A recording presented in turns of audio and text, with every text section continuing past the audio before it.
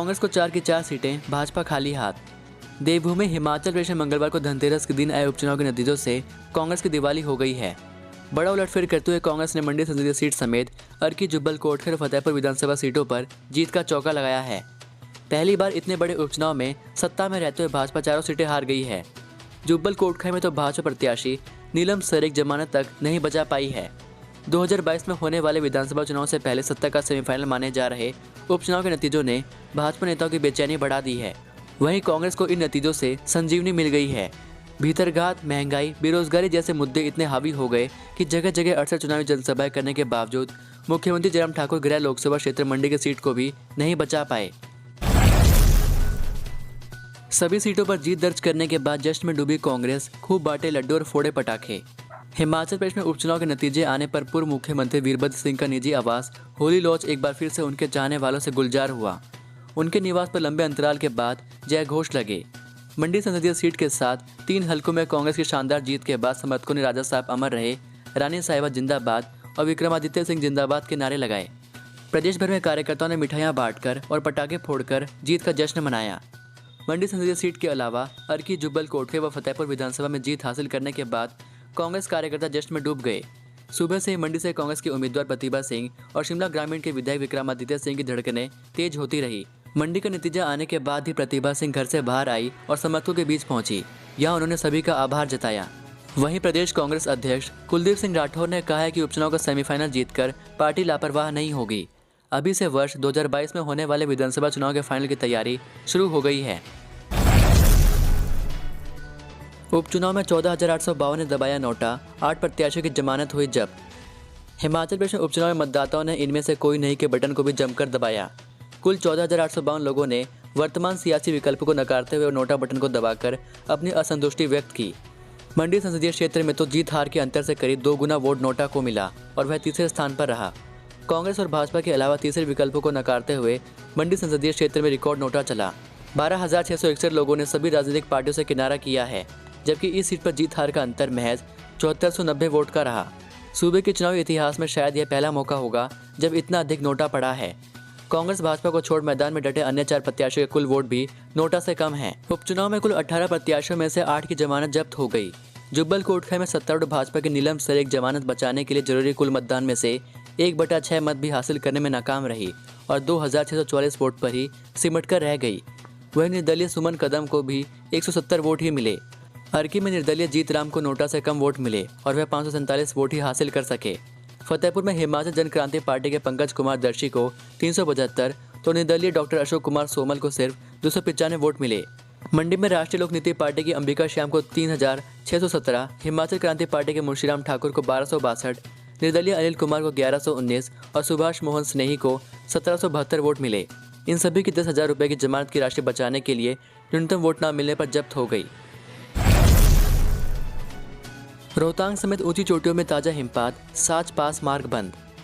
हिमाचल प्रदेश में मंगलवार को खराब मौसम के पूर्वानुमान के बीच रोहतांग, चंबा के पांगी, भरमौर की ऊंची चोटियों पर ताजा हिमपात हुआ। चंबा तीसा वाया साच पास मार्ग बर्फबारी के कारण प्रशासन ने यातायात के लिए बंद कर दिया है। अब पांगी वासियों को चंबा के लिए वाया जम्मू कश्मीर या वाया कुल्लू ही जाना पड़ेगा। भरमौर पठानकोट नेशनल हाईवे समेत कई सड़कों पर ल्हास से गिरने से वाहनों की आवाजाही प्रभावित रही। बुधवार और गुरुवार को मौसम साफ रहने का पूर्वानुमान है। 5 नवंबर को बारिश के आसार हैं। राजधानी शिमला में मंगलवार को मौसम मिला जुला बना रहा। धूप खिलने के साथ हल्के बादल भी छाए रहे। मंगलवार दोपहर को रोहतांग दर्रा सहित ऊंची चोटियों पर हल्का हिमपात हुआ। उपचुनाव के नतीजों पर सीएम जयराम का बड़ा बयान, बोले कांग्रेस ने महंगाई को हथियार के रूप में किया इस्तेमाल। हिमाचल प्रदेश उपचुनाव में करारी हार के बाद मुख्यमंत्री जयराम ठाकुर ने कहा कि बहुत से लोग ऐसे थे जो पार्टी के भीतर थे, पर असल में वह भीतर नहीं थे। कुछ लोग टिकट मांग रहे थे, टिकट तो सबको नहीं मिल सकते थे। अब हार के कारणों की समीक्षा की जाएगी।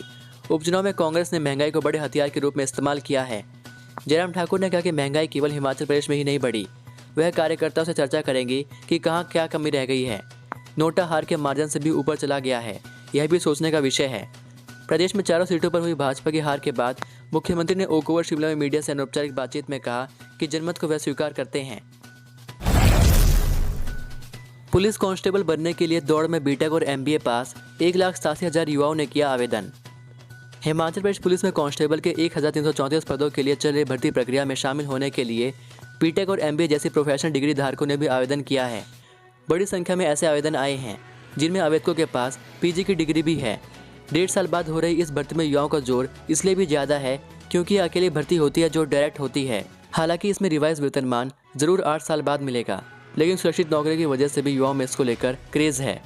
विभागीय सूत्रों के अनुसार इस बार की भर्ती में आए 1,87,000 आवेदन अपने आप में एक रिकॉर्ड है, लेकिन रिकॉर्ड आवेदन के पीछे 2 प्रमुख कारण हैं, जिनमें पहला है कि भर्ती करीब 1.5 साल बाद हो रही है और दूसरी प्रमुख वजह यह है कि युवाओं को भर्ती में शामिल होने के लिए आयु सीमा में 2 साल की छूट दी गई है।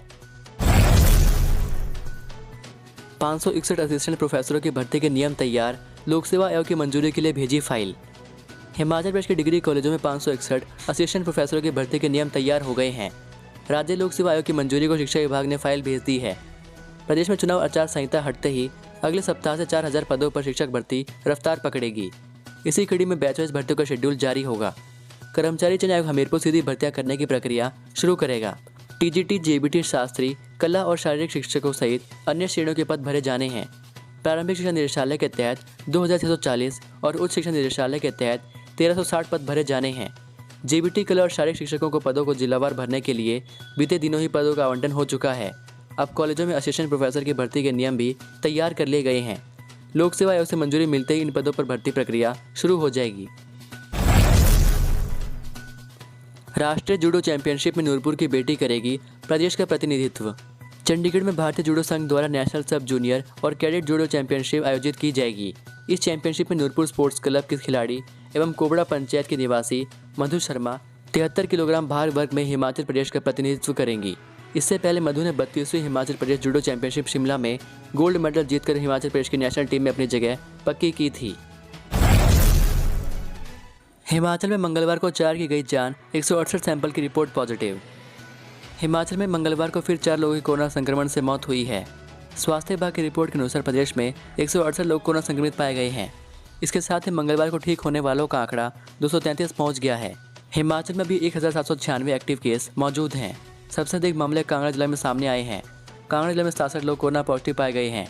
इसके अलावा हमीरपुर में 36, ऊना में 25, मंडी में 16, शिमला में 13, बिलासपुर में 4, चंबा में 2, कुल्लू में 2, सोलन में 2 और किन्नौर में 1 कोरोना संक्रमण का मामला सामने आया है। हिमाचल में धनतेरस पर 3 गुना कारोबार, एक दिन में अरबों का लेन देन। धनतेरस पर इस बार बम्पर कारोबार हुआ है। धनतेरस के शुभ मुहूर्त पर बड़ी खरीदारी से प्रदेश में मंगलवार को एक ही दिन में अरबों रुपए का लेन देन हुआ है। गहनों बर्तनों से लेकर गाड़ियों की खरीदारी को लेकर मंगलवार दिन भर दुकानों और शोरूम पर लोगों में मारामारी देखने को मिली।